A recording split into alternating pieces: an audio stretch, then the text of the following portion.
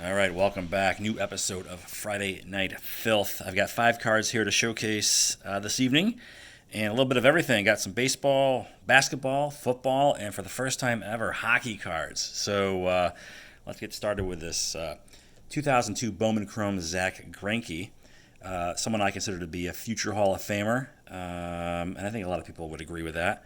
And this is from, again, 2002 Bowman Chrome. He has, I guess, what you'd call an XRC from like a 2001. I think it's SPX Upper Deck with a really ugly sticker auto. But I think this might be generally accepted as his rookie card. And, you don't see him all that often.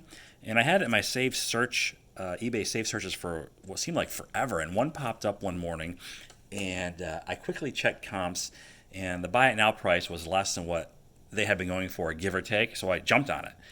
And what's weird is after I did that, I went back and I saw some of these comps that occurred in like the last 4 or 6 weeks, and I'm wondering why they didn't show up in my notifications. And I guess maybe my eBay save search was a little bit incomplete with what I was looking for. I don't know, but anyway, still happy to add the Zach Grenkey rookie card and a PSA 9 because 10s are just if you find them, they're just going to be crazy money.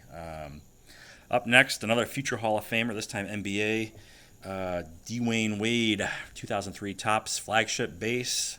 And a card that's come down quite a bit. In fact, there's a lot of these available. Centering seems to be a little bit tricky with this. I'm not sure why.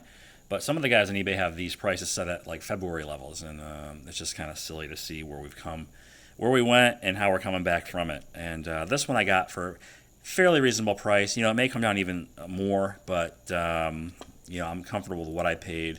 And, so I wanted to add that one. I have the Chrome and a 9, his rookie, but I wanted the base Topps, like I have with the LeBron. So definitely, I think it's next year he'll be going to the Hall of Fame, 2022, if I'm not mistaken.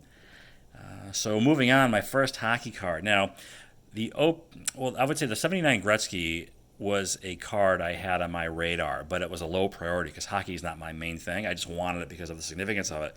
And back when I was looking around for Topps PSA 8s, whenever that was, they were trending at like around $1,700, I think, somewhere in there. Then they just took off, as everybody knows. And now I've considered that to be a sailed ship, at least in a grade that I want to have or own in my collection. So what did I do? I guess you could say I settled for the second best second year, this 80 OPG. Now, this comes also in a Topps iteration, but the OPG carries a little bit more premium. But this card could be had for under $1,000 all day, any day, whereas his OPG 8 rookie goes for, I think, around $20,000. So something crazy. So anyways, my first hockey card, I wanted a Gretzky in my collection, and so I went with the second year, which isn't a bad play, and it's just a nice card too. And again, the OPG, a little bit more premium to it. I think the Topps go for around half the price as the OPG. Next up is another card. This is a football card, big rookie from the 80s. And back when I was shopping for his card, his rookie in a 9, they were trending in the $700 range. I just didn't get around to it in time. I bought other stuff, and then, of course, prices took off. And anyway, the card in question is the 86 Topps Jerry Rice rookie. Went with the 8.5 because 9s are trending at 2.5 to 3. They've come down quite a bit from their peak. But that still is a price point that I just wasn't comfortable paying. So I went with the 8.5, nicely centered too. Really happy with this purchase. And a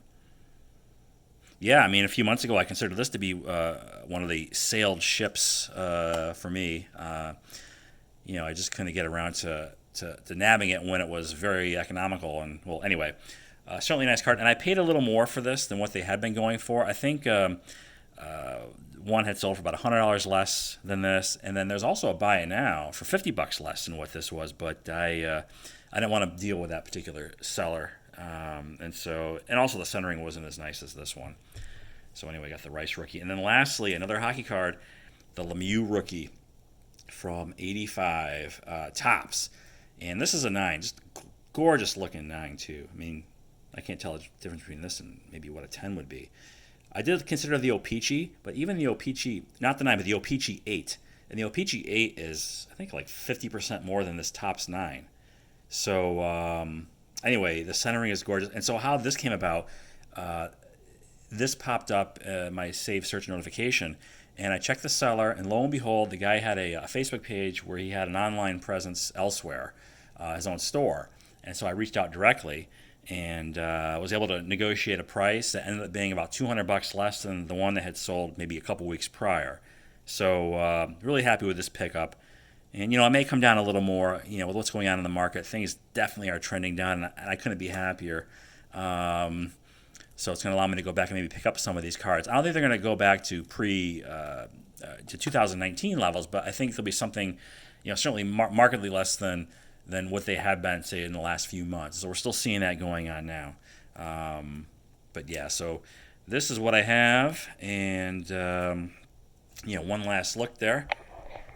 I think up next for me, I'm feeling a Friday night vintage. I'm feeling some vintage cards. I guess we'll see where I go with that. But in the meantime, as always, thanks for watching, and I will talk at you all later.